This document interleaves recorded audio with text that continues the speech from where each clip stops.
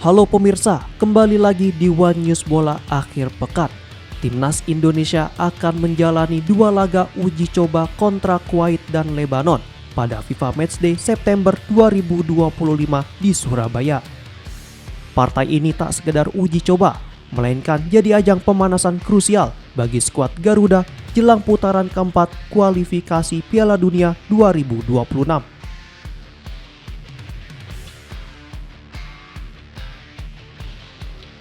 Informasi lainnya pemirsa, musim baru Liga Inggris 2025-2026 telah bergulir akhir pekan ini. Tak hanya dibuka dengan laga seru Liverpool kontra Bournemouth, kompetisi elit ini juga hadir dengan sejumlah aturan baru yang akan mengubah dinamika pertandingan, termasuk pembatasan waktu 8 detik bagi kiper untuk memegang bola. Pemirsa, inilah One News Bola selengkapnya.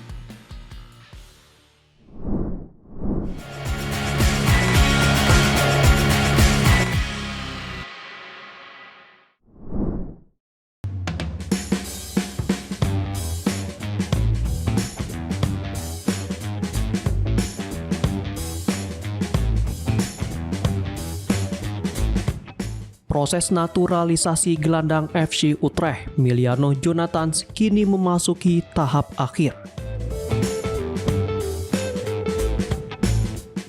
Pemain berusia 21 tahun itu diproyeksikan untuk memperkuat timnas Indonesia pada ronde keempat kualifikasi Piala Dunia 2026 zona Asia.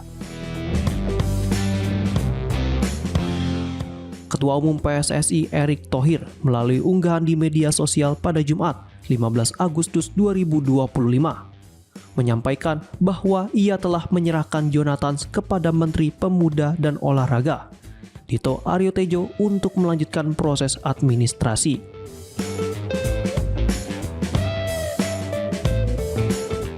Diketahui Jonathans lahir di Arnhem dan merupakan jebolan Akademi Vitesse, klub asal kota kelahirannya.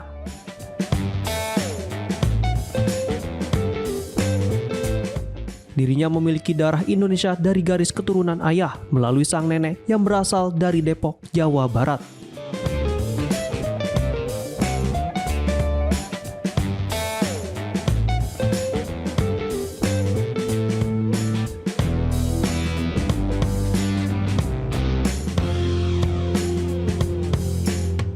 Sejak awal 2025, Jonathans bergabung dengan Utrecht dan tampil dalam 31 pertandingan musim lalu. Mayoritas ia turun bersama Jong Utrecht di Divisi 2 Liga Belanda, namun juga sempat 8 kali bermain di Eredivisie, 3 diantaranya sebagai starter. Musim ini, pemain berusia 21 tahun itu sudah tampil 2 kali di kualifikasi Liga Eropa dan sekali di Divisi 2. Jika proses naturalisasi rampung tepat waktu, Jonathans akan menambah deretan pemain keturunan Belanda di skuad Garuda asuhan Patrick Kluivert. Sementara itu, timnas Indonesia sendiri dijadwalkan menghadapi 2 laga krusial melawan Arab Saudi pada 8 Oktober dan Irak pada 11 Oktober 2025 di Jeddah.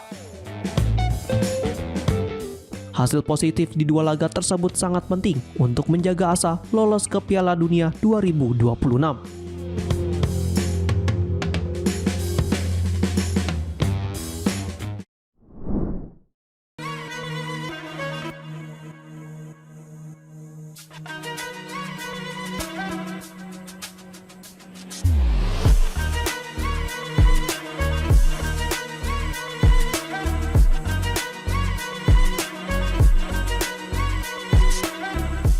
Timnas Indonesia dipastikan melakoni 2 laga uji coba pada agenda FIFA Matchday September 2025.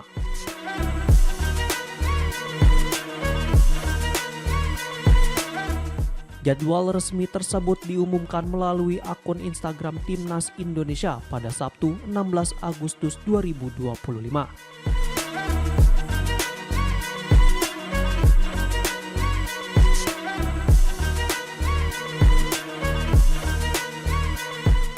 Ketua Umum PSSI Erick Thohir menegaskan bahwa 2 pertandingan di Surabaya menjadi bagian penting dari persiapan menuju putaran keempat kualifikasi Piala Dunia 2026.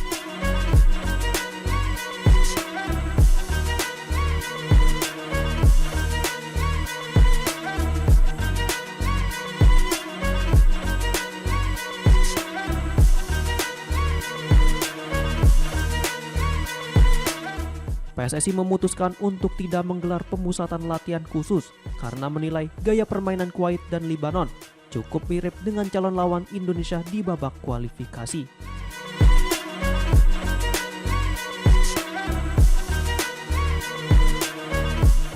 Erick menambahkan laga uji coba di Surabaya sekaligus menjadi ajang penguatan mental bagi skuad Garuda.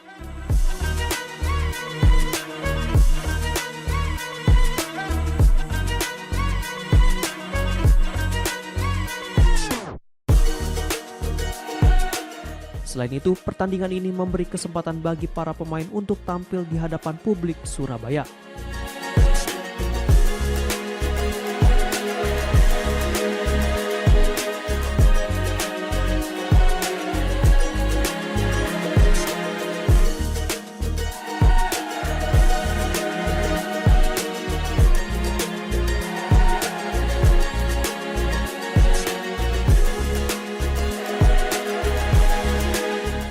Dukungan penuh supporter di Stadion Gelora Bung Tomo diyakini dapat menambah motivasi pasukan Patrick Kluivert sebelum menghadapi kualifikasi.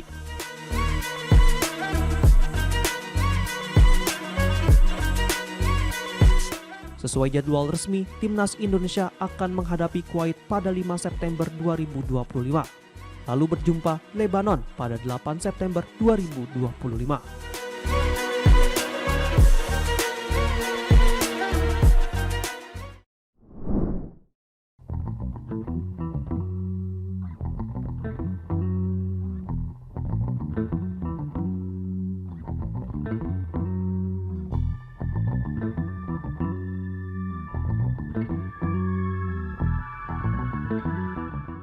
Polemik terkait royalti lagu semakin memanaskan masyarakat. Dengan aturan baru yang mewajibkan pembayaran royalti atas pemutaran lagu nasional di acara publik termasuk pertandingan Timnas Indonesia. Lembaga Manajemen Kolektif Nasional atau LMKN dan Yayasan Karya Cipta Nasional atau YKCI mengeluarkan kebijakan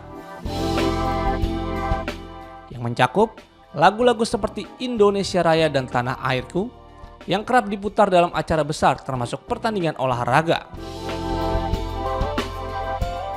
Menanggapi hal ini, Sekjen PSSI Yunus Nusi menilai aturan royalti tersebut sebaiknya dihapuskan karena dinilai telah menimbulkan kegaduhan dan tidak produktif. Yunus menegaskan bahwa pencipta lagu-lagu kebangsaan itu menciptakan karya mereka dengan tulus untuk bangsa, tanpa menginginkan royalti ketika lagu tersebut diputar untuk kepentingan nasional.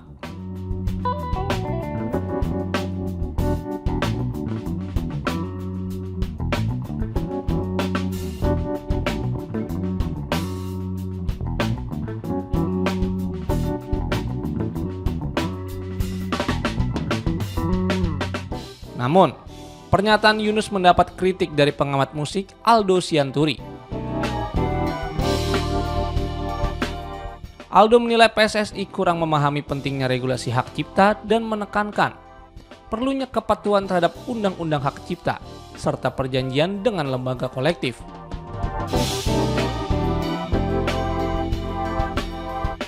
Selain itu, ia juga mengingatkan pentingnya menjaga hubungan konstruktif dengan pencipta lagu dan lembaga pengelola hak cipta.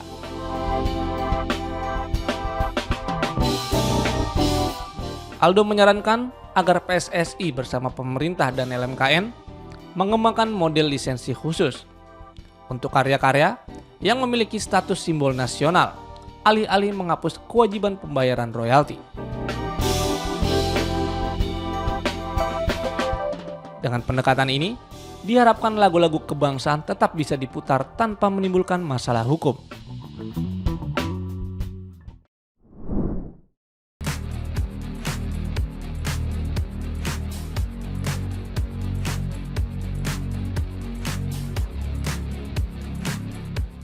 Erick Thohir mengungkapkan rencana memanfaatkan Jakarta International Stadium atau JIS sebagai salah satu venue pertandingan timnas Indonesia. Menurutnya, penggunaan stadion berkapasitas lebih dari 80.000 penonton itu tidak akan mengganggu agenda Persija Jakarta yang menjadikannya markas utama di Super League 2025 hingga 2026. Erick menyampaikan hal ini usai bertemu Gubernur DKI Jakarta, Pramono Anung di Balai Kota DKI Jakarta, Kamis 14 Agustus 2025.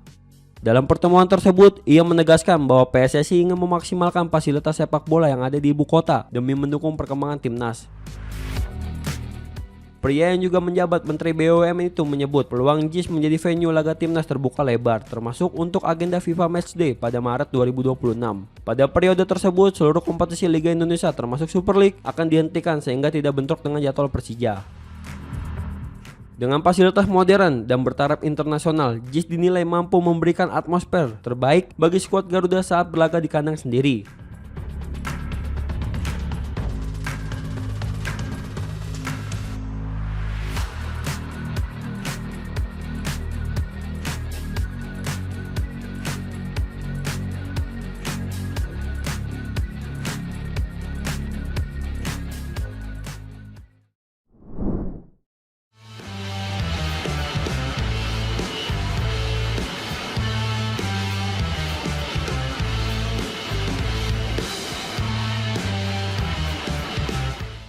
Peluang Miss Hillgers untuk tampil bersama FC Twente di awal musim Eredivisie 2025-2026 disebut akan tertutup.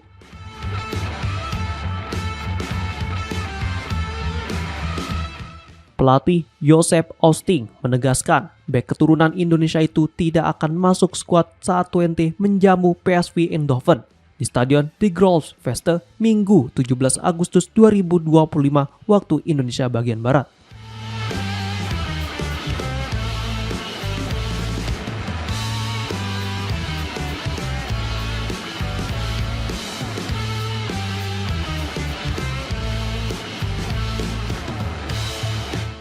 Kondisi ini membuat Hillgers terancam hanya menjadi pemain yang menghiasi bangku cadangan saja hingga bursa transfer musim panas berakhir.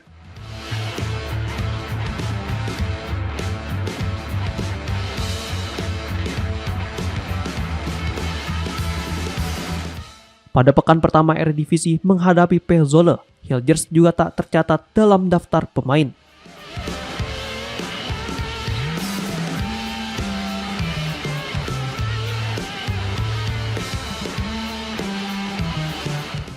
Menurut Osting, keputusan tersebut berkaitan dengan sikap sang pemain yang berniat hengkang pada jendela transfer kali ini.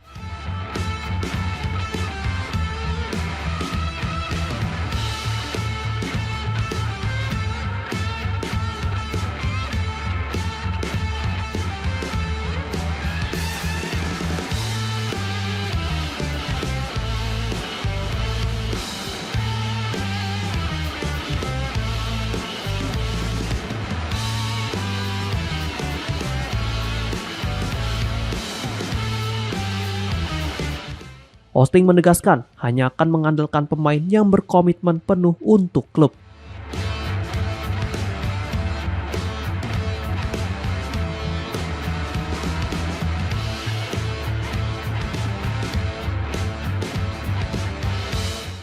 Dirinya juga menyebut terus berkoordinasi dengan Direktur Teknik Jan Treur terkait perkembangan terbaru transfer Hillgers.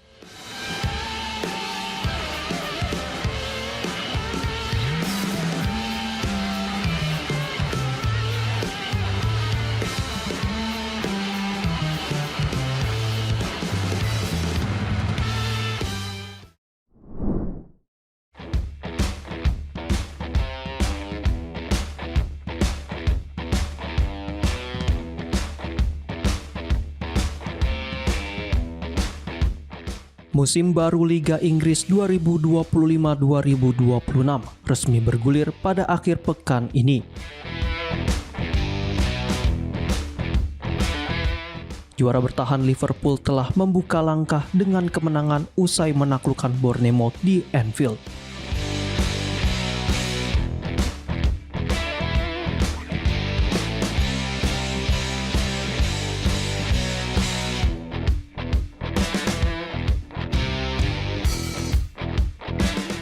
Selain duel seru di lapangan, musim ini juga menghadirkan sejumlah aturan baru yang dipastikan memengaruhi jalannya pertandingan.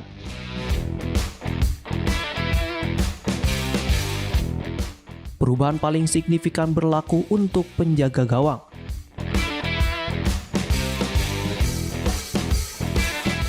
Mulai musim ini, kiper hanya boleh menggenggam bola maksimal 8 detik.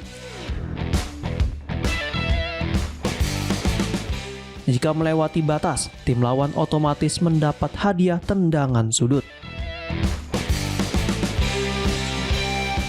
Sebelumnya, aturan membatasi waktu hanya 6 detik dengan sanksi tendangan bebas tidak langsung, namun penerapannya jarang dilakukan.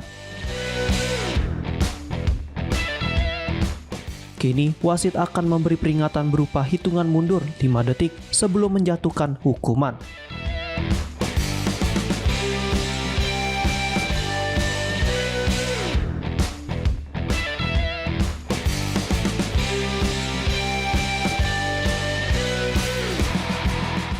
Regulasi tersebut telah diuji coba pada Piala Dunia Antar Klub musim panas lalu dan kini resmi berlaku secara global.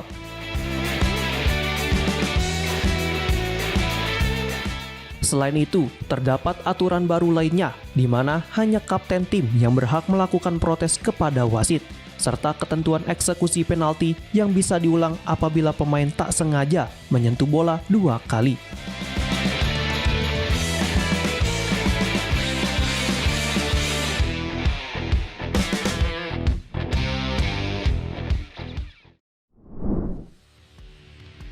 Demikian informasi yang dapat kami sampaikan pemirsa. Terima kasih telah bergabung bersama kami. Sampai jumpa di One News Bola akhir pekan berikutnya. Setiap pukul 9 malam hanya di kanal YouTube TV One News Corp.